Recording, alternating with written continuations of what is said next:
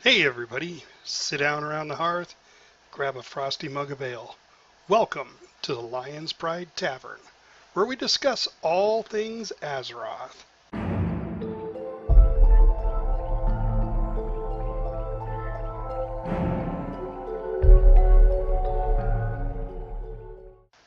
Hey everybody, welcome to the Lion's Pride Tavern podcast. Tonight we talk about our raid this last weekend and what not to do for 7.2. Plus, more awesome fans join the ranks. But before all that, let's start off with introductions. I'm your host, Fafford. I play a Dwarven Beastmaster Hunter in the awesome game World of Warcraft. Next up, we have Joe Bowie. Hi, I'm Joe Bowie. I play a Worgen Fire Mage. And Lorelei. Good evening. It's Lorelei, your Night Elf Fury Warrior. Up north, probably where it's raining, Epistle. Yeah, nice for a change, not snow. Janai Protection Pally. That's me, Epistle. And Tappuccino cannot make it tonight. She has family aggro. Ooh. We had snow today, though. Did you really? Yeah. It's gone, but it snowed. Well, that's good. Not like up north there. What was that in just past New York, where they got like 36 inches overnight? Yeah. Wow. Crazy. That's a lot of snow. No, it was like 75 degrees and beautiful and sunny here today where I'm at. We were overcast. Not too bad. It was a nice day. Let's talk about this weekend's raid. I think we did pretty well. Joe Bowie, you want to give us a recap? Yeah, we did great this week. We started off on Friday night and we broke our previous record and we did the first 7 bosses, making it all the way through. High Botanist was the last one that we finished off. And then the next night, we came back and we took on Tichondrius and got him down in a single pull, which was excellent. Everybody, did the mechanics properly and really, really pulled it out, and it went really smooth. We moved on to Elisand, and that's a fight that we're very much in progression on. That was our first real attempt on Elisand, and every attempt that we did, we improved a little bit, started getting a little bit more used to the mechanics on that fight, which that is a very movement-oriented, very dynamic fight, and people are starting to learn the dance steps, and I think we'll get it down in a few more tries. I don't know if we'll necessarily get it down next week, but I'm sure it won't be long. Well, I just want you to know, Joe Bowie, the last time I danced was 20 years ago at my wedding. So, this is a big step for me. Right. A big series of steps. Yeah. And a lot of them. Oh man, there's a lot of steps in that. Yes, that dance. and well, let's see. Let's just talk about Elisand since that was the last one we talked about there. So that's our Saturday night progression night, and we talked about this briefly about having new people in our progression run, and I think you're absolutely right. The more I thought about it, we're going to try to do more of the new people on Friday. Let them get through the 6-7 bosses that we get through, and then on progression night, kind of stick with more of the core players. Maybe bring one new guy, that's maybe higher on the list, but we're gonna have to be a little more picky on that. And I hate doing it because I'm one of those guys that just love letting everybody in. But we were, we were like 4 people. We were at 26 players. Yeah. That's a lot of health for the big boss. And I don't necessarily saying that's what did it last night. I mean, it was progression. Like you said, we had to learn the dance steps. But let's just talk a little bit about it. Let's hash it out. Joe Boo, you got thoughts? Yeah, I talked about that with you initially just because, we really want to be inclusive and we really want to have people come along with us and have a great time, but we also want to progress. We want to, see the end game of that. And, it's sometimes it's really, really hard when you're bringing in new players who, one, aren't familiar with the group or are maybe still learning their tune or maybe still getting geared up and that sort of thing. It can make it pretty difficult. On our Friday nights, those first 6 bosses especially, they are getting to the point where they're pretty much, just we're comfortable with those fights.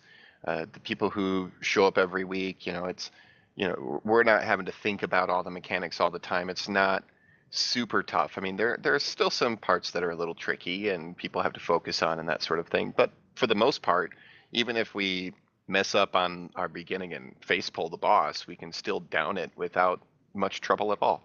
And so on those nights, that's a great time to bring in the new players and get them geared up, get them used to working with the group, get them more familiar, maybe identify things that they might be able to help improve. We might be able to help them improve on, and kind of get them. It's like a good training day. And then on Saturdays, our that's a really good day for those of us who are kind of veterans in the group, like the core group, to work on progressing. And I think once we get further with that, that'll be easier to help carry those people through and help teach them, from many different perspectives, on how to do those new fights that are a bit tougher for us right now. Lorelai, thoughts? I agree. I said I think it's easier when we've got less explanations to do because sometimes the explanation has to be pretty long. I also think that we need to have everybody look at least the line of sight gaming site to see what it's going to look like because Ellison's all about the ads and where you put the ads and which order to get them down and how to get them down fast. And we were having a lot of trouble with that.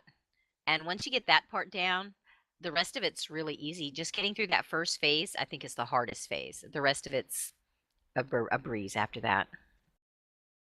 Okay, Epistle, your thoughts? Yeah, it's probably worth mentioning what we mean by carry. I don't know if we've ever explained that before for our listeners, but the notion of a carry is when you're able to bring some people along in an instance because you've got enough healing, enough DPS, strong enough tanks to compensate for somebody else who might not have got either the gear or the skill.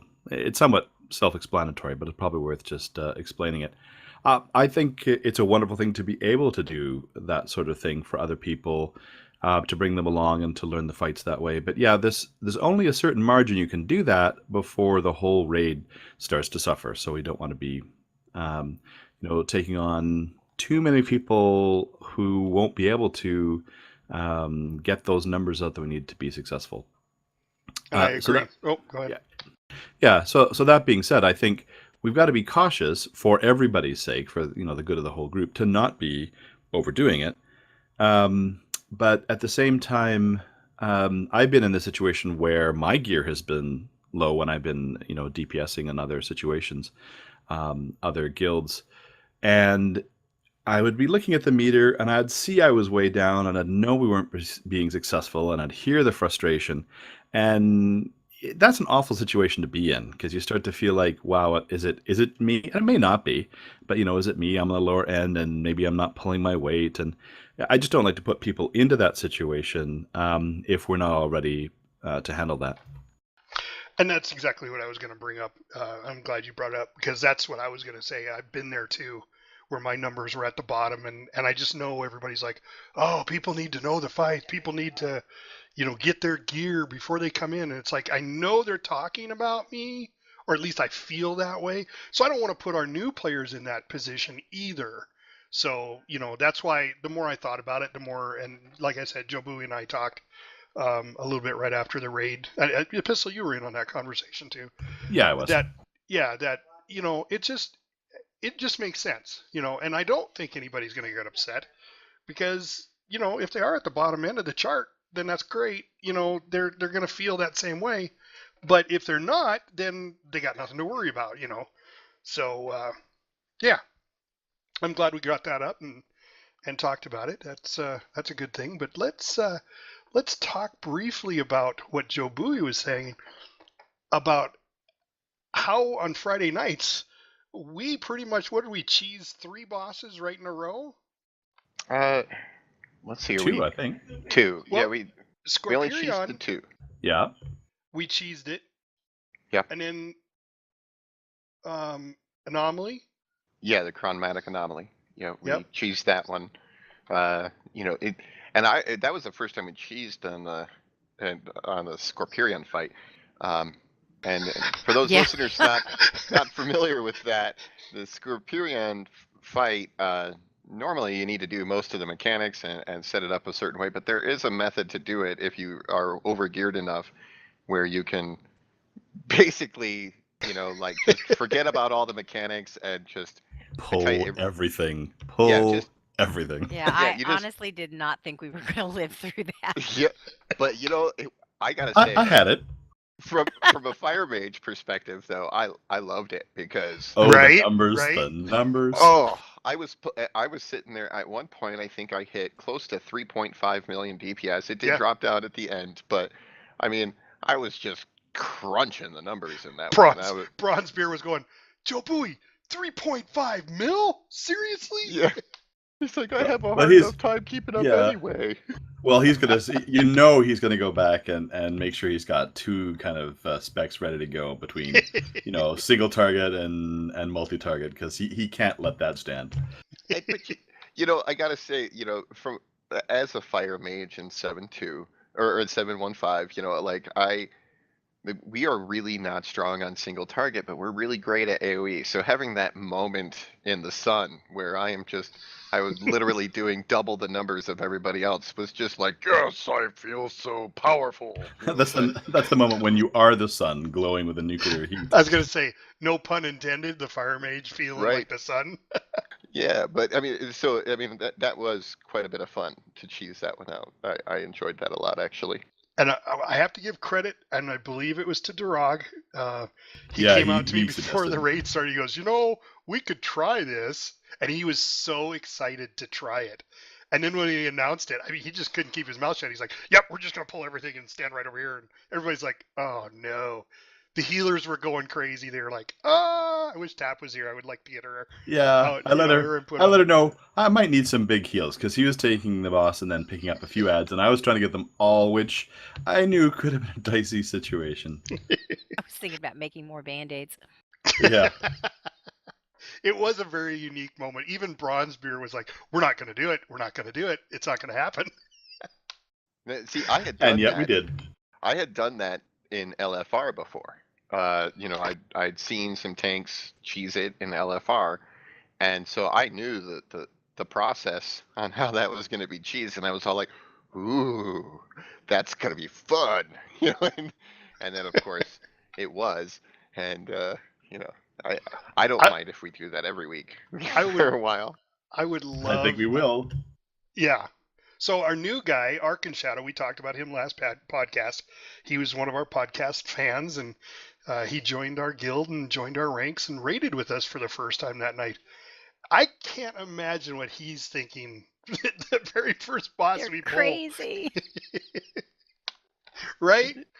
Yeah, well, I mean, it certainly, I mean, it probably seemed a little OP to him at the time, like, and by the way, for those listeners not familiar, OP is overpowered, just because, I mean, it's ridiculous. It's nothing like the regular fight when you do that method, and it's nuts. So Yeah, I think there's quite a few comments about this is the way we do it in LFR.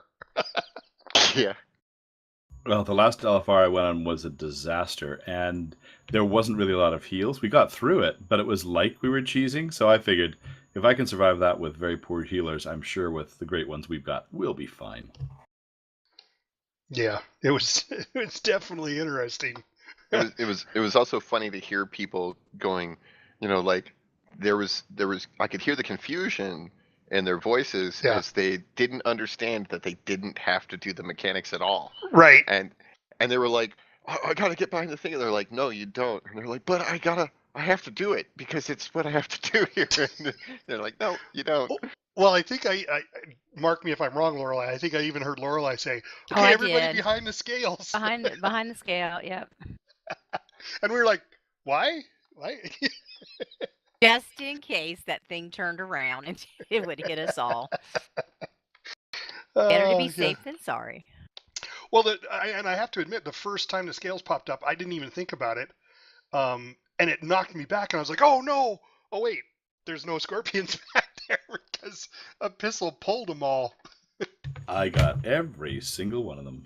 Yeah, I actually when we cheese it like that, I got used to it. I watched the scorpion name tags like come down that little cave hallway that's where they were taking him, and I watched them come in so I can like time my living bombs so it'll like just it'll cause everybody's frame rate to drop to 0 for a moment.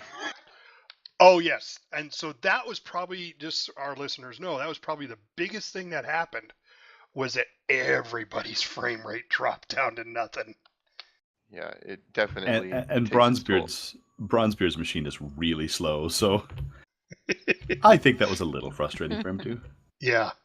I think it's frustrating for a lot of people because I normally play around 60 frames and I dropped down to about 12. It's still playable, but it's like having lag. We got all the way through Star Augur, didn't we? No, we got to High Botanist. Or High Botanist, yeah. Yeah, we did And have to take 2 pulls on High Botanist that night because we had a plant infestation go off, but yeah. we did Okay. recover it. And like I sincerely feel, especially after seeing us, really handle Tichondrius so well, that I sincerely feel that we can get 8 bosses down on our Friday nights. Let's talk about Tichondrius because you kind of switched up in your explanation with that. You want to talk about that? Well, I was actually inspired a bit by boxing, and I know that might sound a little weird, but I watch a lot of boxing, like pro boxing, and when they go into the corners after a round, there's 2 styles of coaching that I've seen. The chiefs give their boxer in the corner. Sometimes the chief is like, all right, well, you're gonna have to throw more jabs and then throw in the right hook, and when he comes in, put the uppercut in there, and then make sure you're moving around your head and blah blah blah. And he gives them like all this pile of instructions. And it seems like the boxers go back out into the ring and they can't do any of it because there's just too much. And then I see other people who are like, okay, I just want you to throw more right hooks, and that's it. That's the only thing he tells the guy, just that one thing. And the guy goes out there and he throws more right hooks and he does a good job. And I was thinking about that with the Tichondrius fight, and I thought that the thing that was messing us up the most was the Carrion Swarm and the Plague. And so I just focused in on that one thing and tried to think of a way that players could visualize it and just said, all right, think of it like this and focus on this one change. And it seemed like I don't recall seeing anybody out of position or anything. Like everybody got it, and it was just one little change, and everybody made that one change, and it seemed to help a lot. It even solved it from a tanking perspective because we were crowded at the back last time, and this time it really wasn't a problem. I think people are just more conscious of where they should be standing. Lorelai, your thoughts? I agree. I think it just having, and that's a little twist that I haven't seen before, having any melee that get infected stand behind the boss worked really well. Because I think that may have been one of the big problems we were having the week before, is that melee were too stacked together on the side and not realizing they could spread out. And I have to probably apologize to Niobe because at one point there were 3 of us back there and he kept trying to stack on me and I'm like, move, move, move. And I kept running to an empty spot and he kept following me. And that's when I had to tell him, stand still so I can get into this empty spot. But I think that made a big difference. And it was easy to get to pillars too.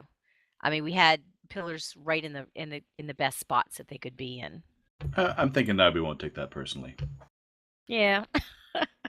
Yeah, well, and as part of that change in the plan was I was thinking about those melees, getting hit because I watched Wergen.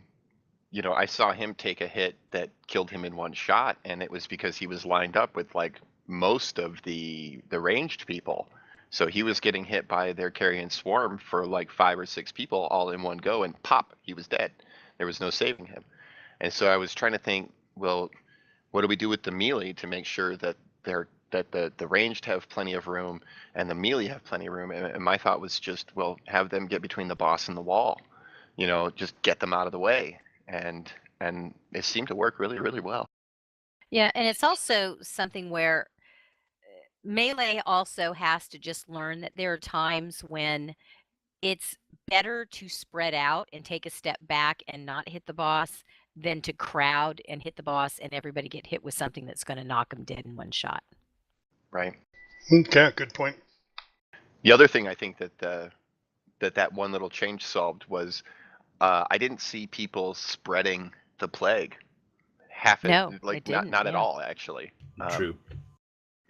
Everything stayed really clean. We didn't have an overabundance of infected plague people because people were very conscious of that one aspect, and they all focused in on that. And that's such a big factor in that fight that that's why I decided to only talk about that. The one thing I noticed, and I don't know if the rest of you did, is that we did not have an overabundance of melee versus range. We had No. more range than melee this last time. Mm-hmm. Yeah. That's why I brought the question up, because I wanted to see what if anybody actually noticed that. Yeah, I did because I counted them, before we So fought. did I. And I was like, is that shaman ranged or melee? Like I was like, because I wasn't sure. Like I don't play shaman enough to know, but if I recall, there's a melee shaman class of DPS, or closer range. But I just was like, how many do we have? And I think it was like, what was it, like 9 and 6? I think is what we had, something like that. 9 ranged and 6 melee, something. Yeah, 9 and 6 is what I had. Yeah. So that was nice because it made the ads go nicer. But of course, I guess there was the second change, which is just that I said when the humanoid ads come out, all melee come in and help, that are healthy. Yeah, it really went. Those really went down fast. So I think that definitely helped. The key there is are healthy. Yeah, the healthy. Well, from a tanking perspective, I was deliberately trying to pick it up as much as I could. So whenever I saw there were 4 or 5 people nearby, I pulled the next series of mobs, as long as there's at least one healer in the pack. But as long as people know that's what we're doing and they're aware that we're not going to take long breaks between taking out bosses, we'll just keep on moving. And probably further than that too, we've talked about how we are holding off on the loot exchange. I think that's working really well as well, because then people aren't kind of stopping and taking a long break. Yeah. And too much thinking between pulls. Well, exactly. Go ahead, Joe Bowie. When I first, suggested that, I was trying to streamline our Friday nights because I want us to get to that progression, and I want us to have as much time as possible on that progression. So I was trying to think of ways that we could streamline our Friday nights, and one of the ways that occurred to me was that we burned a lot of time trading gear between each fight, and so I was like, well, if we just put that like later or between the break or something, like around the break time, then we could streamline it, and it's worked out fantastically. Where we're and this week, I like I told folks, I said, well, next week, the training wheels are off, so to speak. I'm not going to be giving explanations unless there's a specific question. We're just going to go. And I think that kind of helps folks too, because they kind of stay in the moment and they don't get distracted and, get bored waiting for things to happen. And we just kind of keep moving and keep rolling. Well, that's what I was going to say, is that when we were stopping after every boss and doing loot, I think a lot of that was because some of us needed the gear right away, so we could go to the next boss with a little bit better gear. But I think that outweighs the fact that if we just keep moving, because the people that don't need the gear are going, okay, well, I'll go, go to the restroom, or, I'll go grab something to drink, and then we get ready to go and not everybody's ready. It was causing too many breaks and longer breaks than we needed. Because I remember there was a couple of times, not in this raid, but the one previous to it, Emerald Nightmare, that it was like a break in between each one, and we never did take a break during the entire 2 hours, an actual sanctioned break. So I think this really helps. I think it's a wise move to just keep moving, and it is kind of up to the tanks to keep the pace going, because they're the ones that pull, Otherwise, it just gets blamed on the hunter. Mhm. But then getting to that one point, an hour into it and go, okay, let's take a break. Let's do gear, take a break. Even if they really needed the gear for the other fights, we got to that point for them. And then they got the gear. You know what I'm saying? Yeah, totally. Yeah. And also limiting people leaving in the middle of the raid to go get something. Oh, I forgot this, or let me go enchant this. Do Yep. that after the raid. Be ready when you come in. Have it all ready. If you don't have it enchanted, it's all right. Yeah. If you don't have your potion, that's great. I mean, we actually had one person say, "Oh, I don't have a potion. I didn't get one because I wasn't here on time." That's fine. Somebody else was in. It was in my guild, but one of our guild members just traded him some. But there wasn't any in the guild bank anyway, so it had nothing to do with it. But yeah. All right. Well, let's move on. I want to talk a little bit about how to find our podcast. As usual, we're always on iTunes and Google Play. We definitely have our podcast on YouTube, so you can actually watch our lovely digital artist Donna Bell. She does a random picture of one of us or scenes of us. She did one that I just absolutely loved of Bronzebeard. He had all of his little gravestones out there, and how everybody else had died on the gravestone. Like there was one called "Move to the Left." That's what I did. That was actually my idea, by the way. I Was it? suggested that. That Yeah, was a, I that suggested. was a great She was idea. like, well, she was talking about, I don't know what I'm going to do this week, because she talks to me because I'm also an artist about what she's going to work on sometimes. And I was like, I got this picture of Bronzebeard in a graveyard with like a billion different ways that he's died on it. Great thing is, it's his birthday on Tuesday, and we're giving him a copy for his birthday. Oh, Nice. that's good. Yep. He liked it when he saw it, too. He'll like it even more when it's framed on his wall. Well, Awesome. and you live close enough to that artist, you could probably get her signature. Well, that's the expectation, yep. Yeah. That's awesome. So, so you get to watch our lovely artist on YouTube. She does that kind of stuff. And we have a Facebook page now. It's facebook.com at facebook.com/Lions Pride Tavern. And we've gotten a lot of traffic on that lately.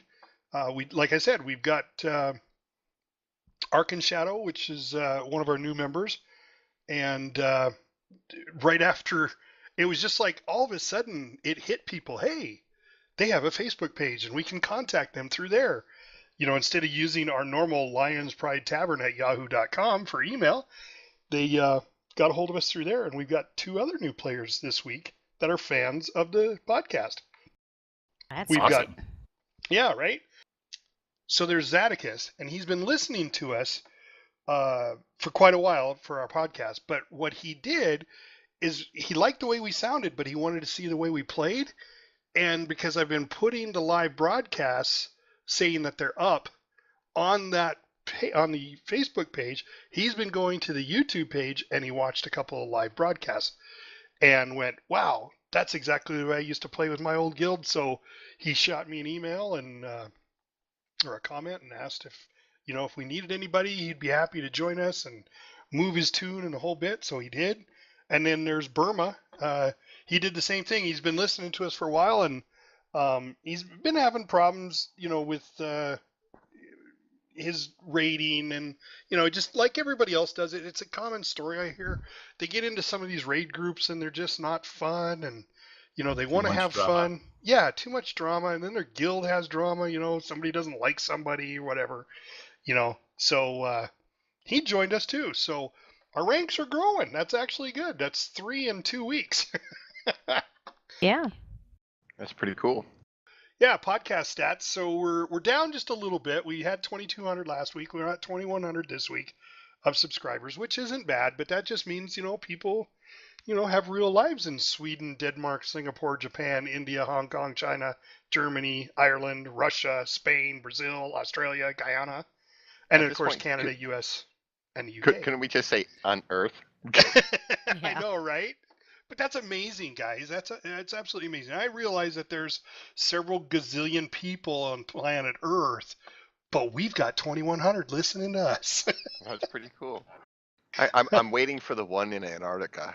That's the one I'm really hoping for. Oh, come on, Someday. Well, there's Antarctica. There's the military challenge. bases. Yeah, They, yeah. they play WoW. Oh, they Where are do. these Definitely they guys and do. girls? Yeah. So, has anybody come up with anything new they've learned in WoW or anything this week? I did. I learned that if you go into the big tower in Thunder Totem and you go take the elevator all the way down and you jump up and down on the floor, it's really a big drum and it sounds like a drum when you jump on it. Is that where that comes from? Yeah. I thought, And- there's that quest for I finding the gotta go drums, do and that. I thought And- that's what it was. And if you jump on the outer ring versus the inner center of the drum, it makes different tones. I actually found myself in there one day with about 5 or 6 other random people that I had no idea who they were, and we all started jumping in time on the drum and started playing out a rhythm. It was a lot of fun, actually. I was That just was going just to one of those say, little neat things. we need to do that after a raid one Friday or Saturday night. What a nice touch. I wonder how course- many of those little things are out there that we just, I've walked in it. For some reason, I just decided to jump on the floor. And I just wonder how many of those things are out there that we haven't found yet. Well, Lorelai, it's just like that one. I think you were running around with us when we found the bobsled. Oh, that was so fun. I still haven't been able to find that again. I did It's up there record where it the though. hags are in High Mountain. Oh, in High Mountain. Okay. Yeah. See, no, I yeah, thought High for Mountain. I thought for some reason that we were over one more from High Mountain. It's just when there's a bunch of hags. I don't remember what the name of that flight path is, and then you go to the right, and there's a world quest where you kill hags, and there's some birds in a nest in some kind of little crevasse or something.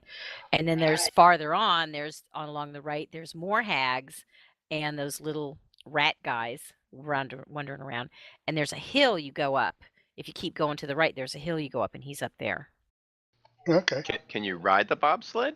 Ride Yes. it down. You ride it all the way downhill. You can kill everything up there in that little quest, and you can ride the bobsled down. I actually I recorded it when we first found it because somebody, I don't remember who was the first one to jump on it, but somebody jumped on it and went down the hill, and they were, oh, it's like a bobsled, and I was like, oh, I got to record this. So I recorded it and I put it to a bobsled song. I couldn't use the one I wanted because that's copyrighted. But I've got it on the YouTube channel. It's pretty funny, you know. But it takes you all the way down to the bottom of the hill, which is where you're supposed to go for your next group of quests anyway. So it's Actually, it takes you off the cliff. You go over the side of the cliff, and you fall into the water. At least that's how I've always. I don't know if that's the right way to do it, but I've always headed off the cliff and landed in a puddle of water. Well, I do have this is one of our older questions from our listeners, but and you didn't really say what time frame or anything, so I would just say any time frame you want, whether it be from vanilla through Panda through Legion. What is your favorite quest? Oh my. Yeah, Joe Bowie. I think my favorite quest is it's still got to be the one where you're the giant ball that's rolling around and picking up gnomes down. Oh yeah. Yeah, Ulduar. that was pretty good. That was pretty good. I think that is I think that is my favorite quest. Hands down, I think. Yeah. Easily my favorite quest. That is just an enormous amount of fun. That should have become a daily. It really should have. Yeah. Yeah. And I know I mentioned that when we talked about Ulduar, but yeah, I mean that is probably my favorite quest in the whole game. Okay. Lorelai, you have one? Yeah, I agree. I think that one's probably the best one that Blizz has ever come up with. There was a change they made in one over in the Badlands where they put up a new flight path and at the top of a little mountain, and you have to run up there and kick goats off the top. You have to kick Oh, about yeah. 12 Oh, ghosts. That one was pretty fun. I enjoyed just you get a pair of shoes and you kick them off the mountain. Very cruel, but fun. I don't think I've ever seen that one. I might have to go back Yeah, and look that's at that new. That's new. one. All right, Epistle. Yeah, not PETA approved, right? No. There was speaking of Northrend makes me think of Northrend. There's a quest in the Grizzly Hills that I really enjoyed, partially because just it was so engaging, and at the end it was kind of it would freak you out. It's sort of a werewolf quest series, and I can't remember the exact chain, but you're trying to figure out was somebody, a werewolf, and how's it going on, and who's who. And at the very end, this guy's yelling at you, "Were you bitten?" And it's kind of fun to see that. And then you get on a cart and go racing through the countryside, and you're trying to stop things from attacking you. All these werewolves that are trying to attack you, and that one was so much fun. I did it on all my tunes. Yeah. I think I'd have to give an honorable mention to the quest where you have to where you run up and punch Deathwing in the face. Oh, Oh where you yeah. become the 3 Yeah, NPCs. yeah. You become the 3 NPCs. You become the gigantic gnome. Yes. Punching clouds, and then or hitting clouds, and then you've got to you got to drive around on the motorcycle, and you got to pick which girl you're gonna have riding the motorcycle with you, and then you have to be the dwarf who runs up and punches Deathwing in the face. I thought that was a great one too. Yeah, those are fun. Yep, another one I haven't done. Oh You've never no. done that one? It does Goodness. not ring familiar at all. No. Oh man, Hellfire Peninsula, I believe, is where that's at, if I recall. Huh. N- But no, so I think that's on Hmm. one of the main continents. is it? Thinking Badlands is the Badlands area. They It made a might. lot of big changes in the Badlands. It's the Blasted Lands. Blasted lands. Okay. It Oh, is. okay. It Okay. is the Blasted Lands. So, what's your favorite, Fafford? Well, mine goes back to, and we had talked about this before, back to vanilla before they changed everything. And Lorelai brought it up. It's in the Tower of Elson. But anyway, it's off of Red Ridge. I really enjoyed the Red Ridge area. That's why I brought it up that one podcast about our reminiscing the past. It, it was just so much fun because I quested a lot by myself, and you could do everything by yourself. And I was a mage, just a lonely cloth wearing mage, and I could still do it. It took me a little time because you can only do a couple, mobs at a time. But that one, there was no way in HELL that you could get through that quest, and it was a quest you needed for progression without being in a group with 3 people. And you just couldn't hang out by that castle, by that tower, because the mobs would spawn, and the mobs were bad enough, but there would be 2 or 3 mobs. And as a mage, I could only take one out. So if I pulled 2, I'd freeze one, take one out, and then disappear, and then then it would go back and reset, and I'd pull that one guy just so I could get up to the tower. But you had to have 3 people. I just found the challenge in that was so great that I loved that one. I'd go back, and I literally I would sit there and wait for people to come up to try. I even ask them, "Are you going to do the head quest?" Yeah, yeah, yeah. I'll join you if you need somebody. I would just sit there and help people because I had so much fun doing it. And it was a pretty simple fight. You had to work your way up to the top of the tower, and then there was 2 or 3 guys that you had to kill. But being a mage, I could freeze one of them. So I'd always freeze the little whelpling that was there, so it wasn't a bother anymore. And then we'd, tank the other 2 with the 3 of us, and then the whelpling was always last to go. I mean, I had it down to a science. I loved it. And then, I had to progress and keep going. But then when I came back with another tune, they'd taken it away. It was like, Yeah. they nerfed it because, I don't know what the actual reason was. But the one reason I kind of figured it was because everybody was complaining, I can't get past that. It's like, well, you just have to ask somebody, But whatever, that's the way it goes. But that was my favorite one. Any of the ones that required getting in a gun or a plane or anything like that, shooting down multiple stuff, in the air. Those are fun for me too. I really like those. Yeah. All right, well, let's cue the music. And it's time for Lorelei's Pet Battle Minute.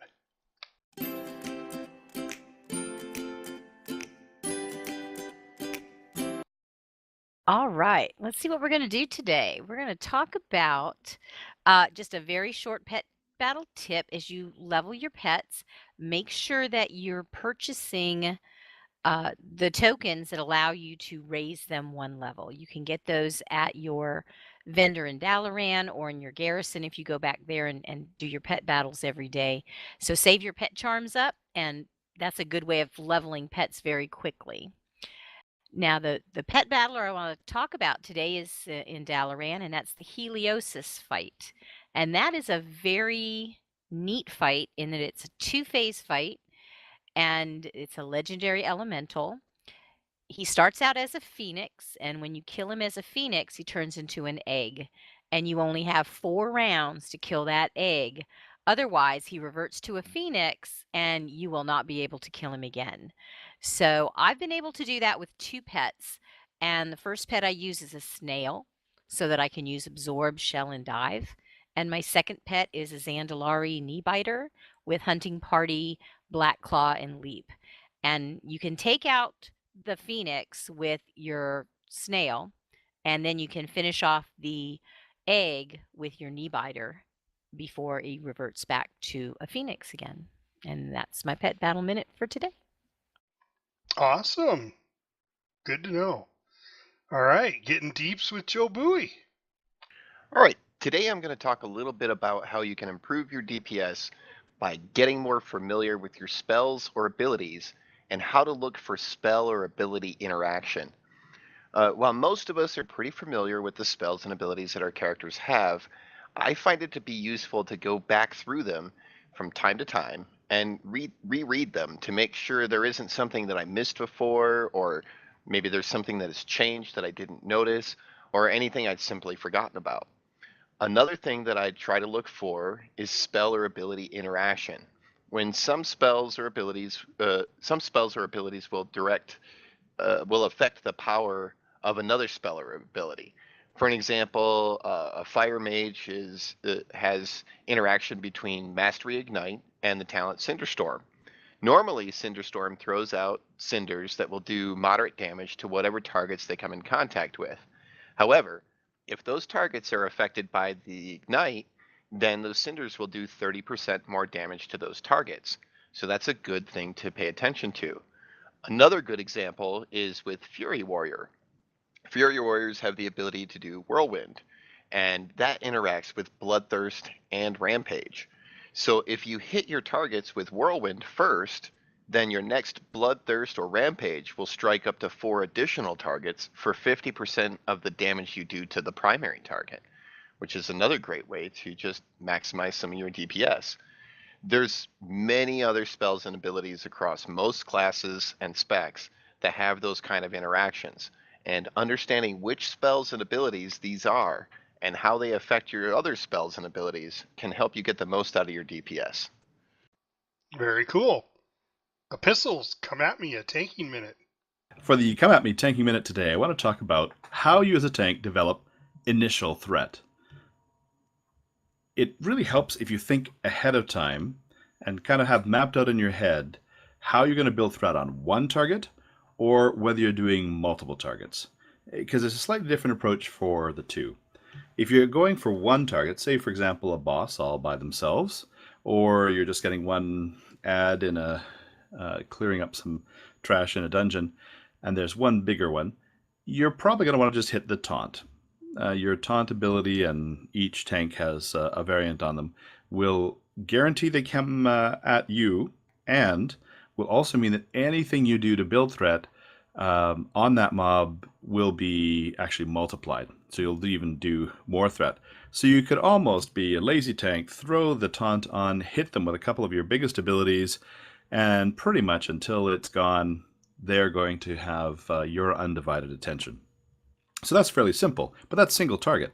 If you have multiple targets, you really have to be mapping out in your brain ahead of time, what are the abilities I've got that can grab them from range, and how am I going to get a group in? Because whenever you're in a new instance, new dungeon, new raid, knowing that is going to be the difference between grabbing all the mobs and then having 3 or 4 running willy-nilly in a muck and causing troubles, killing healers, and getting people generally grumpy at the tanks fail. So what you want to do, and I know in my case, as a pally tank, I've kind of gone through and realized that I've got a few things that can go really nicely at range. So Judgment's at range, Shield of the Righteous is at range, and those things have a little bit of a cooldown.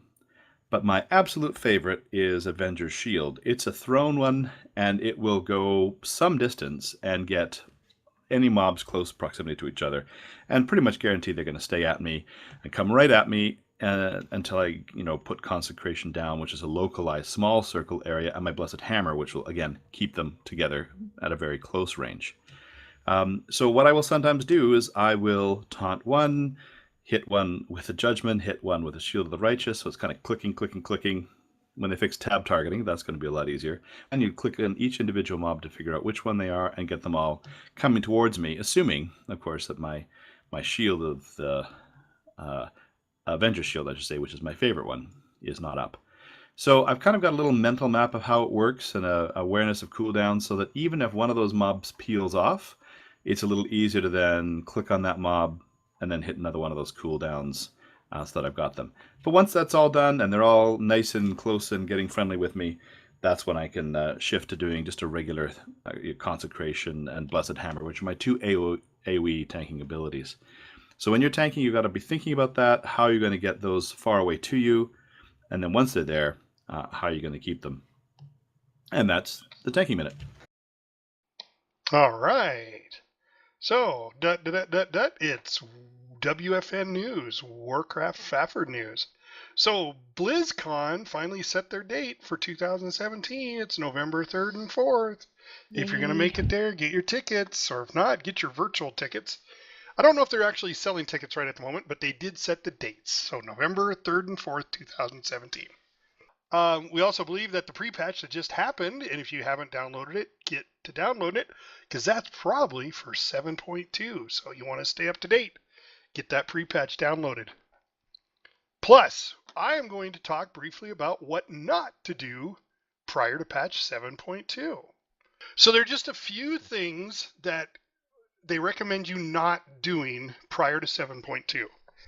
And one of them is to do the ahead of the curve Gul'dan, or ahead of the curve Helva. These achievements cannot be completed once the Tomb of Sargeras is live. The other thing they talk about is mythic dungeon attunements. The Archway, Court of Stars, Lower Karazhan, Upper Karazhan will be added to the random Legion heroic list. So don't do your attunements. Yay. Don't grind your artifact power to max. Don't save up your artifact power tokens. If you're capped on your weapon, just ignore it. When you complete the quest to empower your artifact and unlock more traits, your tokens are voided. So, don't do it. Unlocking the Obliterium Forge. Don't do it. Hold off on that crafting quest, Trial by Fellfire. Wait for 7.2 because it'll unlock the Forge easily. Gritting teeth. Yeah, I know, right? There's a lot of people that have already done it. That makes me angry. The pain of the early quester. Yep. And farming reputation tokens. Don't do it. At Exalted. It won't make any difference. With the addition of the Paragon rewards, every 20k reputation past Exalted in 7.2, many players thought they would be useful to save up their reputation tokens. Don't do it. Ain't going to be the case. So, and that's it. Those are the 5 things you shouldn't do prior to 7.2. I would toss in there a little bit about the artifact power. If you are maxed out on your primary weapon for your primary spec, what you ought to do with your artifact power that you collect is invest it in one of your off specs. Because otherwise it's going to go to waste. So Yep. just spend all the points on whatever off spec you like the best. Yep, very much so. All right, so to finish up our podcast, we're going to go back to reminiscing the past, guys. And we're going to talk about Ironforge. Just a memory, maybe even a noob story, whatever you want. Just something about Ironforge or the area, just the city itself. So, Jobui? Ironforge was actually where I first discovered the Deep Run tram. I know it goes from Stormwind to Ironforge, but I didn't know that existed. And I was wandering around in Ironforge, trying to learn the different sections. And I wandered down the hallway and found the Deep Run tram. And I just thought that was such a cool thing. That it was so different than the other stuff that I had seen in the game. And I was like, wow, this is really cool. There's like this cool underground subway thing that I can ride between Stormwind and Ironforge. But I discovered it by wandering around in Ironforge. And that's one of the things that sticks out in my head still about Ironforge is the Deep Run tram. Okay. All right, cool. That's awesome. Yeah, I remember my first story with the tram, but I'll get to that. Lorelai. I think the thing I remember most is when I got flying, I was flying around in there and wasn't paying attention, and I flew right through that liquid fire that's falling in the middle. And I thought, well, that should be all right. It's just an effect. It's just something you say. No, that's real, and that will kill you deader than a doornail. Ouch. I've never done that. I seem to find Nor all the have I. unique ways of dying in World of Warcraft. Don't fly through the Nice. fiery molten lava. That should have been on one of Bronzebeard's Should have been a gravestones. tombstone. Yeah. You put it on my tombstone. Epistle. Yeah, Ironforge feels to me a little like Warcraft home in some ways, but that's because I've got a tune that lives there. My bank tune kind of wanders around, has this whole life of his own, decked out in all kinds of gear, and so when I log into my tunes, that's one that is always there by the mailbox, by the auction house, making that small little trip back and forth. So. Yeah, to me, it just feels like a place I'm going to all the time, but very, very briefly. Cool. Well, as you well know, my Beastmaster Hunter is a Dwarven Beastmaster Hunter. So I started off in Ironforge. And Ironforge is Now, this wasn't my first tune. My first tune was my mage, and it was a human mage. So I love Stormwind. But because I started a dwarf, I went to Ironforge. And Ironforge became my arch nemesis. I hate Ironforge. I absolutely cannot stand it. I fell in the pit, that little trench between the auction house and I don't know how many times. And then every time I wanted to go somewhere, because it's a big circle, I'd go the wrong way. I go, oh yeah, it's just over here, and I'd go counterclockwise. Oh, and then I have to go all the way around because by the time I got there, I was like, oh, it's not there, it's on the other side, and I'd go all the way around. So the only thing cool about it was I found that area that when you go to where the king is at, there's that one little side door, and it takes you down underneath Ironforge. That was cool. But other than that, nope. I've fallen in the lava pit in the center forge ring. I've flown. When I got flying, I had to fly up where the actual, the flying mount when you get on the flight path and you go through the little. I had to do that, and I did the same thing, Lorelei. I flew right into the molten metal dripping down and did damage. Yeah, but the tram was cool. And I just want to ask, because I'm going to ask each one of you, or you guys can shout out, how many of you had to stand at the front car of the tram? I did. because but I not only stood at the front car of the tram, but I zoomed all the way in until I was in first person mode to watch the Yep. ride on the tram. Mm-hmm. Same. Yeah.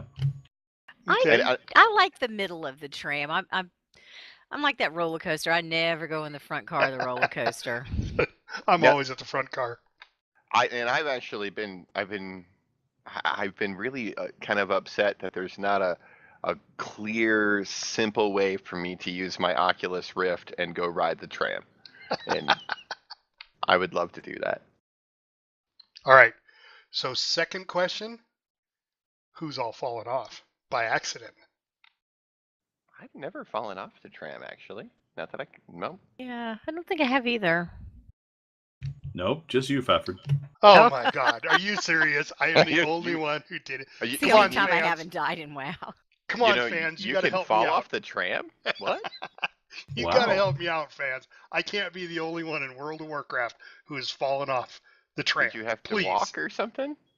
Yes, because you can't get back on. And I fell off right. I was watching, the aquarium part, and I took a step to get a little closer. Off I went, and there I'm in, and that's in the middle. So which way do you go? Do you go right to Stormwind? Do you go left to Ironforge?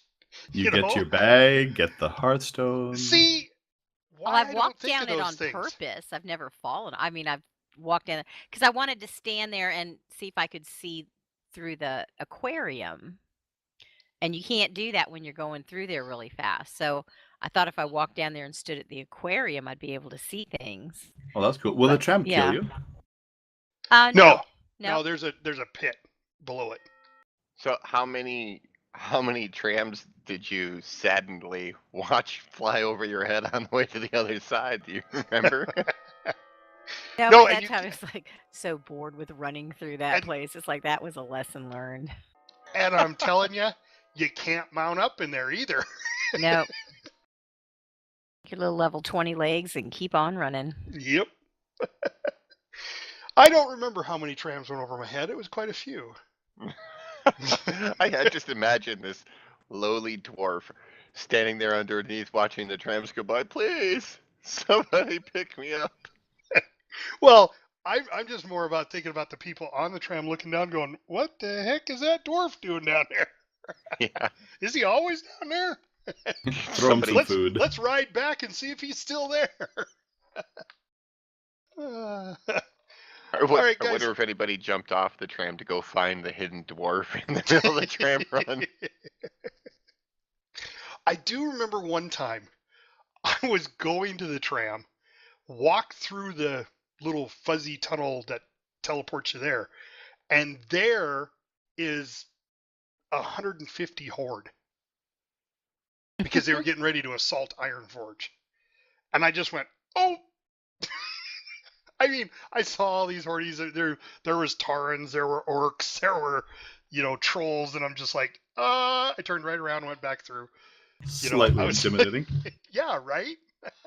But they killed all the guards there, but I was wondering why everybody was amassing over by the tram entryway. There's just an ordinary amount of people that were right there for our side, so that was where they were getting ready Fafford to comes battle. running back in. The horde are coming! The horde are coming! Exactly.